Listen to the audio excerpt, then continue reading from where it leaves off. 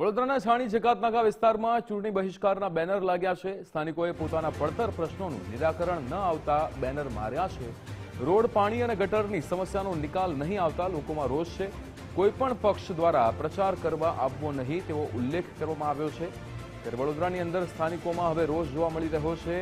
અહીંયા કામકાજ ન થતા હોવાના પણ આક્ષેપ કરવામાં આવી રહ્યા છે। રોડ, પાણી અને ગટરની સમસ્યાનો નિકાલ નથી આવ્યો અને જેના કારણે લોકોમાં આ રોષ જોવા મળી રહ્યો છે। હવે લોકો નિરાકરણ ન આવતા બેનરો મારી રહ્યા છે। ચૂંટણી બહિષ્કારના બેનર વડોદરાની અનેક સોસાયટીની અંદર, અનેક વિસ્તારોની અંદર જોવા મળી રહ્યા છે। વડોદરાના છાણી જકાતનાકા વિસ્તારમાં પણ ચૂંટણી બહિષ્કારના બેનર લાગ્યા છે। લોકોએ પોતાના પડતર પ્રશ્નોનું નિરાકરણ ન આવતા બેનરો માર્યા છે।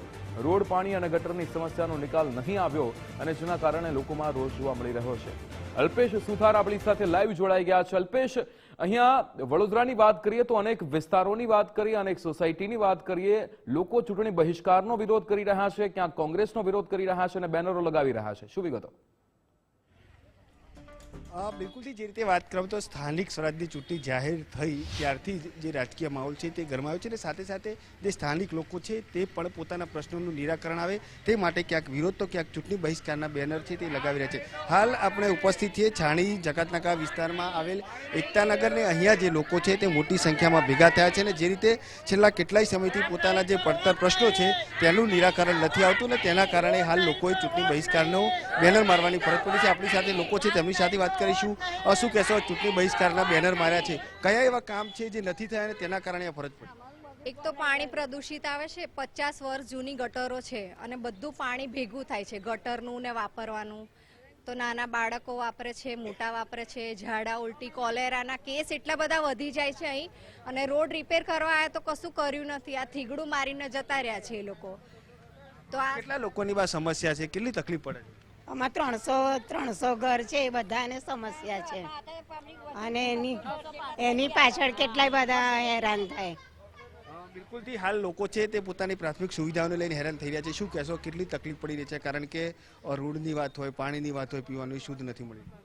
પાણીની તકલીફ છે, ગટરની તકલીફ છે, રોડની તકલીફ છે, ઘણી બધી તકલીફ છે, પણ એ કોઈ આવતું નહીં અહીંયા, કોઈ બી નહીં, ભાજપવાળા, કોંગ્રેસવાળા કે આપવાળા, બરાબર। એટલે અહીંયા અમે બહિષ્કાર કરીએ છીએ। રજૂઆત કરી છે કોઈ જગ્યાએ? રજૂઆત તો કરીએ છીએ પણ કોઈ આવતા નહીં। આવીને પછી ફોન કરીએ તો ફોન ઉપાડતા નહીં, સ્વિચ ઓફ કરી દે, તો પછી એનું કોઈ મતલબ જ નહીં ને। ફોન કરીને શું કરવાનું? પાણી આપશે તો વેરો ભરીશું બધું, પણ એ અમને બધી સુવિધા આપવી જોઈએ। બિલકુલથી શું કહેશો, હવે શું કરશો? કારણ કે ઇલેક્શન આવી ગયું છે, ચૂંટણી બહિષ્કારના બેનર પર માળ્યા છે, લોકોની જે જરૂરિયાત હોય, જે કામ હોય એ જ પૂરા નથી। અમને તો 5 વર્ષથી કોઈ મદદ છે જ નથી સરકારની, નહીં રોડનું, નહીં પાણી, નહીં ગટર લાઈનનું, નહીં કશું જ નહીં। વેરાબીલવાળા બી આવ્યા હતા ઉઘરાવા માટે, એ લોકોએ અમને કીધું તમારા પર અમે કેસ કરીશું। વેરા ઉઘરાવા એવી રીતના ગુંડાગર્દી પર એ લોકો આવી ગયા હતા વેરાબીલ માટે। હવે અમારે સુવિધા ના મળે તો અમે વેરો કેવી રીતના અંદર ભરીએ?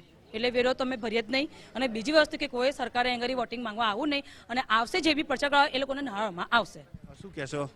મેં છાણી જકાતનાકા એકતાનગર છે, અમે લોકો આજે ચૂંટણી બહિષ્કાર કરી રહ્યા છે। અહીંયા આગળ અમે એવું કહેવા માંગે છે, તમે અમારી પાછળ જોશો રોડની હાલત શું છે। આજે 5 વર્ષ થઈ ગયા છે, રોડનું કશું કામ થયું નહીં। અહીંયા આગળ જોઈ લો। અને અમારા વડીલો જે છે, સિનિયર સિટીઝનો જે અહીંથી ચાલીને જાય છે, નીકળે છે, એ લોકોને ઠોકરો વાગે છે, કાંકરાઓ રોડ પર પડેલા છે અને રોડની એકતાનગરમાં ગુસ્તામાં કચરાની એવી હાલત છે, કચરા। હવે વોટ આપવા જશો કે નહીં જાવ? શું કહેશો, પક્ષને આવવા દેશો અહીંયા? કોઈ પક્ષના અંદર અમે એન્ટ્રી કરવામાં દઈએ નહીં। અને બીજી એવું કહેવા માંગે છે અમે કે જે બી પક્ષ આવે એ અમારી સમસ્યાનો નિકાલ કરશે તો જે પક્ષના અંદર એન્ટ્રી કરવા દઈશું, નહીં તો અંદર એ લોકોને એન્ટ્રી કરવા દઈએ નહીં। અમે બહિષ્કાર કરી રહ્યા છીએ આ ચૂંટણીનો।